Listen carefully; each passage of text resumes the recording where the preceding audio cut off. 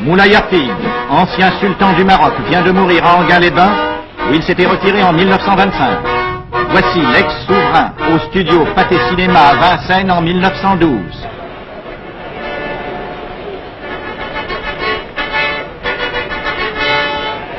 Moulay Hafid disparaît au 25e anniversaire de l'institution du protectorat français au Maroc.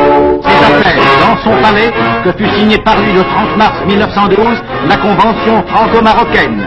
Elle fixait le principe de réformes reconnues indispensables pour affermir la souveraineté du sultan, rétablir la paix, faire renaître la prospérité dans le pays. La plus grande misère régnait alors sur l'empire chérifien, livré sur la plus grande partie de son territoire à des désordres sanglants. Le général Lyautey, nommé résident général au Maroc, mit aussitôt en œuvre de puissants moyens pour occuper et pacifier le pays. La conquête de Taza ouvrit le chemin de l'Atlas, où s'agitaient de redoutables tribus rebelles. L'occupation de Taza permit aussi de réaliser la liaison avec l'Oranie par chemin de fer à voie étroite.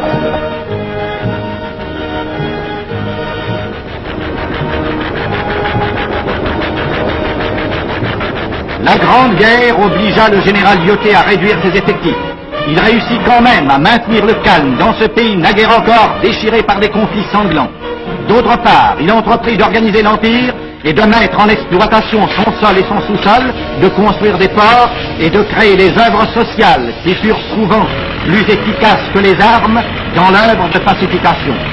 Aujourd'hui, les ports marocains, dotés d'un puissant outillage moderne, reçoivent annuellement 3800 navires.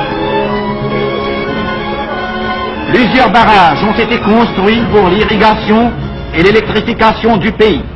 Cette électrification se développe à un rythme accéléré. De nombreux trains sont mus électriquement. Le réseau de chemin de fer en service atteint une longueur totale de 2700 km et des lignes nouvelles sont en voie d'achèvement. Les ouvrages d'art d'une hardiesse qui fait honneur au génie français ont été construits. Le réseau routier dépasse 6700 km. Le nombre d'autos est proportionnellement plus élevé au Maroc que dans la métropole. 10 millions d'hectares ont été défrichés et mis en valeur par la collaboration franco-marocaine. Le Shell compte à ce jour plus de 12 millions de têtes. De nombreuses usines ont été créées pour l'industrialisation des produits du sol et du sous-sol.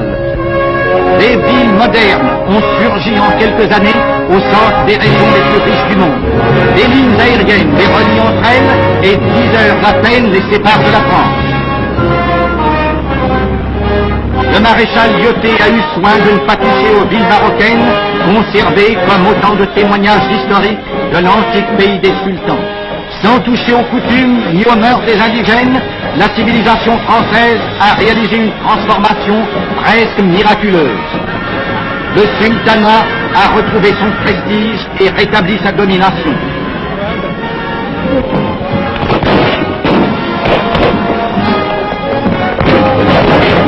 Telle est l'œuvre accomplie en 25 années de protectorat au Maroc. La paix française continue de favoriser l'œuvre humaine entreprise à l'abri des deux drapeaux dont l'union symbolise la prospérité et le bonheur du peuple marocain.